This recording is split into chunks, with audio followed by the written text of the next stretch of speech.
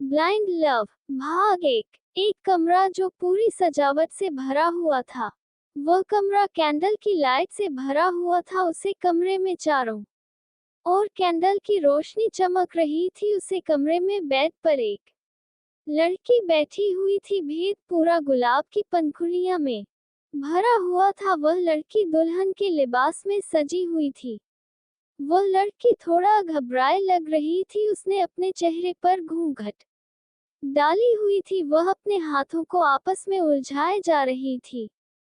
तभी कमरे का दरवाजा खुला। दरवाजा खुलते ही एक शख्स अंदर आया। उसने एक नजर लड़की पर डाला, फिर उसके पास आया। उसने उसे लड़की से कहा, जाए जाकर चेंज करके सो जाए, ये काम धाम करने की जरूरत नहीं है। वह लड़की यह सुनकर रिलैक्स हो गई। फिर बेड पर उसे उठकर कपड़े कपड़े लेकर बाथरूम में चली गई। उसने जाते ही वह आदमी बेड पर का सारा डेकोरेशन हटा देता है। तब तक वह लड़की फ्रेश होकर आ जाती है। उसे आदमी ने लड़की को बिना देखे फ्रेश होने चला जाता है। वह लड़की अभी नाइट सूट में थी। थोड़ी देर में वह आदमी बाहर आया। उसने शर्ट के साथ शॉर्ट पहना था। वह आदमी बेड पर लेट गया। तभी उसने लड़की को बेड से उठते देखा। आप कहाँ जा रही है? आप बेड पर सो रहे हैं तो मैं सोफे पर सो जाती हूँ, लड़की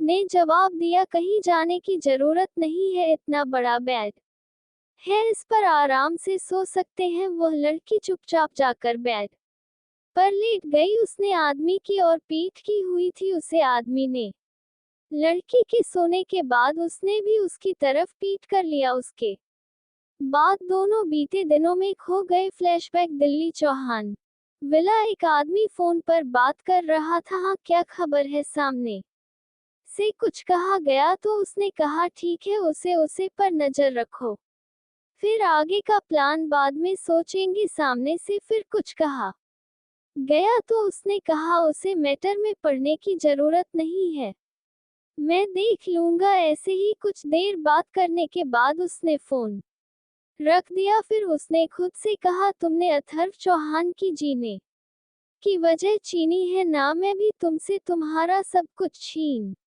लूंगा। तुम्हारे बर्बादी के दिन अब शुरू होंगे। Indira Gandhi international airport. एक लड़की एयरपोर्ट बाहर आई जिसने white crop top with black jeans पहनी थी। वह बाहर आकर खेत में बैठ गई और अपना एड्रेस दिया। वह रास्ते में बाहर देखकर सो रही थी, जहां मैं कभी नहीं आना चाहती, आज मुझे फिर वही आना पड़ा। पिछली बार मैंने उसे छोड़ दिया क्योंकि मैं उसके काबिल नहीं थी, मगर अब मैं सारे किए का बदला लूंगी। आपने मुझे मेरी दुनिया छीनी है ना, मैं आपसे आपकी जिंदगी छीन लूंगी। आ रही हूँ आपकी बर्बादी बंद कर, तैयार रहिए। भाग 2। एक घर के सामने टैक्सी रुकी। घर के दीवार की नेम प्लेट पर सिंह हाउस लिखा था। टैक्सी से उतरकर वह लड़की घर की डोर बेल बजाए, मगर किसी ने दरवाजा नहीं खोला तो 2-3 बार बजाई, तब जाकर दरवाजा खुला। दरवाजा एक औरत ने खोला था। उसे औरत को देख वह लड़की उसके पैर छू ली तो उसे औरत ने लड़की को लेकर अंदर आई। उसे लड़की ने इशारे से पूछा तो औरत ने ऊपर की ओर उंगली कर दी। वह लड़की बिना वक्त गवाए ऊपर चली गई। वह जाकर एक कमरे के बाहर रुकी। वह दरवाजा खोलकर अंदर गई तो वहां का नजारा अलग ही था, जिसे देखकर वह दंग रह गई। पूरे कमरे में हर सामान इधर से उधर रखा हुआ था, जिसे एक लड़की समेत रही थी। वह उसके पीछे जाकर उसकी आंखें बंद कर दी। सामने समेत रही लड़की के हाथ रुक गए। वह चिल्लाते हुए बोली, दीदी नीचे किचन में काम कर रही सुरभि जी। सर हिला दी दिव्या अपने हाथों को कान पर रख कर बोली, तान्या तुम पागल वागल हो गई हो क्या? ऐसी कौन चिल्लाता है? तुमने इतने साल बाद देखा तो ही नहीं हुआ? तान्या ने कहा, तूने कमरे का क्या हाल बना रखा है यार। तू जानती है मुझे ऐसे ही रहने की आदत है, मगर पता नहीं मम्मी आज कैसे कमरे में आ गई और यह सब साफ करने को कहा, वरना मेरा बाहर जाना कैंसिल कर देगी, बस इसलिए समेत रही हूँ। तू ना पहले सुधरी थी ना अब, इतना कहकर दिव्या उसकी हेल्प करने लगी। 5 मिनट बाद दोनों बेड पर बैठते हुए तान्या बोली, दिव्या डार्लिंग सही सही बताना, तुम्हें जादू वादू तो नहीं आता? दिव्या कंफ्यूज में उसकी ओर देखते तो वह बोली, नहीं, मेरा मतलब मैं 1 घंटे से इसमें लगी हुई थी, मगर तूने 5 मिनट में ही सब साफ कर दिया, क्योंकि मैं तेरी तरह नहीं हूँ गोल घंटी। यह सुनकर ताना उसे अच्छी तो दिव्या भी देखने लगी, फिर दोनों हंस देती है। तभी तान्या एकदम से चुप हो गई और सीरियस होते हुए बोली, चल बता अब क्या करने का सोचा है? तुमने करना क्या है? कल से हॉस्पिटल जाऊंगी, आखिर इसके लिए ही मैं बाहर जाकर पढ़ाई की, ताकि एक काबिल डॉक्टर बन सकूं जो आज मैं हूँ। दिव्या नजरें घूमते हुए बोली तो तान्या उसका चेहरा अपनी ओर करके बोली, तुझे क्या लगता है मैं बेवकूफ हूँ? तो तू गलत सोच रही है, मैं अच्छे से जानती हूँ तू यहाँ क्या करने आई है। अच्छा होगा तू खुद बताए, वरना मुझे अच्छे से पता है इस बारे में। कौन बता सकता है? अगर तू नहीं बताना चाहती तो मैं उसी से पूछ लेती हूँ। इतना कहकर वह फोन लेकर किसी को कॉल करने के लिए नंबर डायल करने लगी। वह कॉल करती उससे पहले ही दिव्या उसके हाथों से फोन छीनकर बोली, उससे पूछने की जरूरत नहीं है, मैं तुझे सब बताती हूँ, चल फिर शुरू हो जा। दिव्या ने गहरी सांस छोड़ी, फिर सारी बातें कह डाली। तान्या उसकी बात सुनकर बोली, इसका मतलब तुम उसे पर नजर रखवा रही थी? तुम जानती भी हो अगर गलती से उसे पता चला तो क्या कर सकता है? मैं अब वह पहले वाली दिव्या नहीं हूँ जो किसी के डरने से डर जाऊं। अब पता चलेगा दिव्या धनराज है कौन।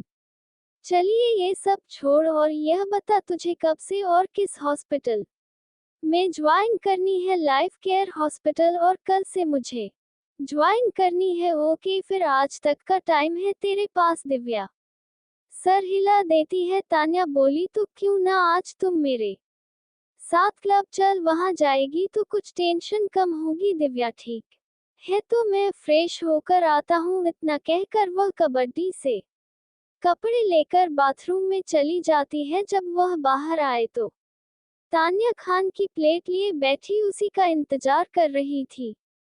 दिव्या को देखकर, चल जल्दी आजा, माँ ने हम दोनों के लिए खाना भेजा है। दिव्या खाना खाकर बेड पर लेटे हुए बोली, मैं बहुत थक गई हूँ, इसलिए मुझे कोई डिस्टर्ब ना करे। तान्या भी उसके बगल में लेट गई। फिर दिव्या से, तो मैं कहाँ डिस्टर्ब कर रही हूँ, चल साथ में सोते हैं। दिव्या उसे कुछ नहीं बोलते ताकि होने के कारण दिव्या तुरंत नींद में चली गई, मगर तान्या को नींद नहीं आ रही थी तो वह फोन में म्यूजिक चला देता है, जिसे सुनकर तान्या को भी कुछ देर में नींद आ जाती है। दिव्या धनराज यह है हमारी कहानी की हीरोइन जो आज 6 साल बाद इंडिया आई है। यह अपनी पढ़ाई के लिए अमेरिका गई हुई थी, आज वह एक काबिल डॉक्टर बनाकर वापस आई है। 6 साल पहले कुछ ऐसा हुआ जिसे यह अपनी फैमिली के साथ न रहकर तान्या के साथ ही रहती है। सुरभि जी भी उसे अपनी बेटी की तरह मानती है। उसकी फैमिली के बारे में आगे जानेंगे। तान्या सिंह सुरभि और मानव सिंह की इकलौती बेटी, इसका एक बड़ा भाई भी है जो यहाँ नहीं रहता। ये दिव्या को बहन दोस्त सब कुछ मानती है, दिव्या के साथ बचपन से रहती है। 6 साल पहले कुछ ऐसा हुआ जिससे दिव्या बिल्कुल टूट गई, तब तान्या ने उसे संभाला था। भाग 3। रात के 7 बजे रहे थे। दिव्या और तान्या क्लब के जाने के लिए रेडी थी। दोनों नीचे आई तो कोई नहीं था। सुरभि जी कहीं गई हुई थी। सुरभि जी कभी भी तान्या के बाहर आने जाने पर कोई रोक टोक नहीं थी। वह समझती थी बच्चों को पूरी फ्रीडम मिलनी चाहिए। दिल्ली नाइट क्लब के अंदर जाकर दिव्या तान्या काउंटर पर गई, जहां पहले से उसके कॉलेज फ्रेंड इंतजार कर रहे थे। वहां पर 2 लड़के और एक लड़की खड़ी थी। वह सभी दिव्या की कॉलेज फ्रेंड थे। दिव्या को देखते ही तीनों उसके गले लग गए तो तान्या बोली, अरे मैं भी हूँ। दिव्या ने इशारा किया तो चारों ने एक ग्रुप हग किया। फिर अलग होकर एक लड़की आगे आई जिसका नाम निधि था। बोली, यार आज कितने सालों बाद हम लोग मिल रहे हैं ना उसकी बात पर। सबने सिर हिला दिया तो एक लड़के ने कहा तो क्यों ना। गैस मिलने की खुशी में एक एक पैग हो जाए, क्यों, सही कहा ना निखिल, उसने अपने साथ वाले लड़के से कहा, जिसे सुनकर निखिल बोला, ऑफ कोर्स रोहित, तुम सही कह रहे हो, आखिर सेलिब्रेशन तो बनता है। फिर सभी ने मिलकर पीना शुरू किया। रोहित निधि का हाथ पकड़कर डांस के लिए ले गया तो निखिल दिव्या के सामने हाथ बढ़ाकर, चलो हम चलते हैं, मगर दिव्या ने मना करते हुए, नहीं, मैं यही ठीक हूँ, और वैसे भी मेरा डांस करने का भी मूड नहीं है। निखिल अपना हाथ खींचते हुए उससे पहले तान्या उसके हाथ पर अपना हाथ रखकर, अरे मैं हूं ना। दिव्या ने, सही तो मैं तो हूं। निखिल को मन करता उससे पहले ही तान्या उसकी खींचते हुए डांस फ्लोर पर ले गई। दिव्या ड्रिंक करते हुए डांस फ्लोर की ओर देख रही थी, वही लगातार दिव्या को घर रहा था। तभी उसके पास आदमी आया, चलो सर, मिस्टर वासु आपका वेट कर रहे हैं। वह शख्स अपने असिस्टेंट की बात पर एक नजर दिव्या को देख आगे बढ़ गया। इस समय वह उसी क्लब के कमरे में बैठा था, उसके सामने मिस्टर वासु बैठा हुआ, पर वह आदमी गुस्से में लाल था, जिससे सभी को रूम का टेम्परेचर गर्म होता महसूस हो रहा था। Mister Vasu, thank you mister Chauhan, आप मेरे कहने पर यहाँ आई। वह शख्स अथर्व चौहान था। वह सामने बैठे आदमी को देख रहा था। उसने हाथों के इशारों से अपने असिस्टेंट को बुलाया। उसका असिस्टेंट झुककर खड़ा हो गया। अथर्व उसके कान में हल्के से कुछ कहा, जिसे सुनकर सर हिलाकर बाहर चला गया। दिव्या को बिल्कुल होश नहीं था, अब उसे नशा चढ़ने लगा था। उसकी नजर डांस फ्लोर पर गई, जहां अब भी उसके दोस्त डांस करने में बिजी थी। वह उसे देखने में बिजी थी। तभी उसके पास एक लड़का आया। वह दिव्या को ऊपर से नीचे तक देखता रहा। उसकी आंखों में हवस साफ नजर आ रही थी। दिव्या ने एक मिनट ड्रेस पहन रखा था, जिसमें वह काफी हॉट लग रही थी। वह लड़का दिव्या से कहा है, हेलो मिस, एनी प्रॉब्लम, आप कहे तो मैं आपकी हेल्प कर दूं। No it's okay, I will manage. ये कहकर वह क्लब के एंट्रेंस की ओर बढ़ गई। क्लब के बाहर वह एक बेंच पर बैठ गई। उसके चेहरे पर ठंडी हवा का झोंका गुजारा तो वह मुस्कुरा दे। तभी उसके कंधों पर किसी ने हाथ रखा। वह पलट गई। उसके सामने वही लड़का खड़ा था जो कलर के अंदर मिला था। दिव्या उसका हाथ झटक कर बोले, तुम मेरा पीछा कर रहे थे। वह लड़का बेशर्मी से कहा, मैं कहाँ पीछा कर रहा था, वह आपको देखकर खींचा चला आया। फिर उसने आगे कहा, चलो बेबी कहीं और चलते हैं। कहते हुए दिव्या का हाथ पकड़ लिया तो दिव्या अपना हाथ छुड़ाकर उसके गाल पर थप्पड़ मार देती है। थप्पड़ पड़ते ही वह लड़का गुस्से में कहा, साली तेरी इतनी हिम्मत, तूने मुझे पर हाथ उठाया, लगता है तुम्हारी औकात दिखानी होगी। तूने मुझ पर हाथ उठाकर अच्छा नहीं किया। मैं तुम्हारी ऐसी हालत करूंगा कि तुम किसी से नजरें नहीं मिल पाओगे, करने पर मजबूर हो जाओगी। यह कह कर वह दिव्या का हाथ पकड़कर खींचने लगा। दिव्या उसे छूटने की कोशिश कर रही थी, मगर वह नशे में होने के कारण कुछ नहीं कर पा रही थी। वह दिव्या को गाड़ी में बैठने को हुआ, तभी उसके कंधे पर किसी ने हाथ रख तो वह लड़का बिना देखे हाथ झटक देता है। फिर से वही हुआ तो लड़का गुस्से में पीछे मोड़ की उसके चेहरे पर गुस्सा पड़ा। वह लड़खड़ाकर नीचे गिरा। लड़का काफी नशे में होने के कारण वही बेहोश हो गया। दिव्या एटुकुली आंखों से उसे शख्स को देख रही थी जिसने उसे अभी बचाया था। वह सामने कोई और नहीं, अथर्व चौहान था। भाग 4। अथर्व में जाकर दिव्या को संभालने लगा। कुछ देर में उसके दोस्त भी आ गई। उन लोगों को पहले ही अथर्व के असिस्टेंट ने बता दिया था। दिव्या के दोस्त दिव्या के पास आए। तान्या अथर्व की ओर मुड़कर, थैंक यू सर, आपने मेरी फ्रेंड की हेल्प की, इट्स ओके, ये कहकर अथर्व गाड़ी में बैठकर वहां से निकल गया। उसके जाते ही दिव्या के दोस्त भी निकल गए। अगली सुबह दिव्या उठी तो उसका सिर दर्द हो रहा था। उसे कल रात का धुंधला सफर याद आया, मगर उसने सिर झटक कर अपने साइड देख, जहां टेबल में नींबू पानी रखा था।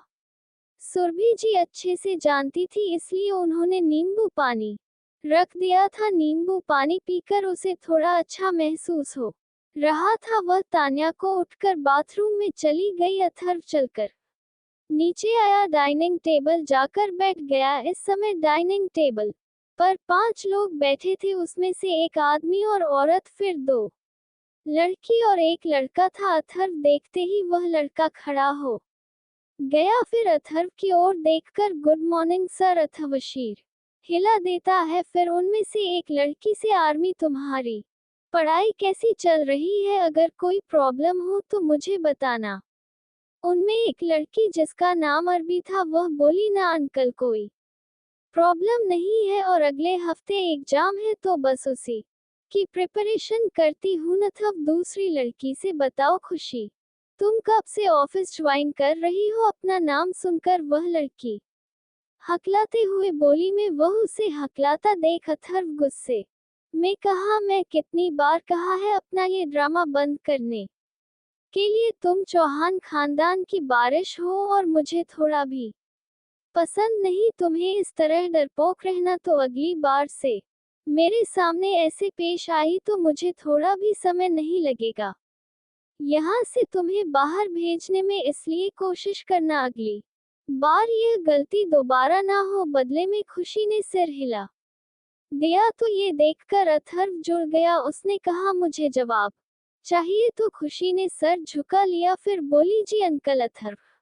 ने कहा, तो अब बताओ तुम ऑफिस कब से आ रही हो? खुशी खुद को हिम्मत देते हुए फिर कहना शुरू किया, मैं आपका ऑफिस ज्वाइन नहीं करना चाहती। अथर्व ने बहे उठी तो उसने आगे कहा, मैं अपने दम पर कुछ करना चाहती हूँ। मैं नहीं चाहती आगे जाकर कोई कहे कि बिना मेहनत किए मुझे ये मुकाम हासिल हो गया, इसलिए मैंने यह फैसला किया है कि मैं खुद से मेहनत अपना मुकाम हासिल करूंगी। फिर जिस दिन मैं काबिल हो गई तब मैं आपका ऑफिस ज्वाइन करूंगी, मगर अभी नहीं। इतना कह कर वह चुप हो गई, जबकि अथर्व के चेहरे पर हल्की मुस्कान थी, मगर उसने तुरंत ही अपनी मुस्कान छुपा ली। फिर से सख्त एक्सप्रेशन से कहा, मुझे अच्छा लगा जानकर कि तुम खुद के दम पर कुछ करना चाहती हो। मैं तुम्हें नहीं रोकूंगा। इतना कहकर वह उसे लड़के की ओर मुड़कर उससे कहा, शिवांश गाड़ी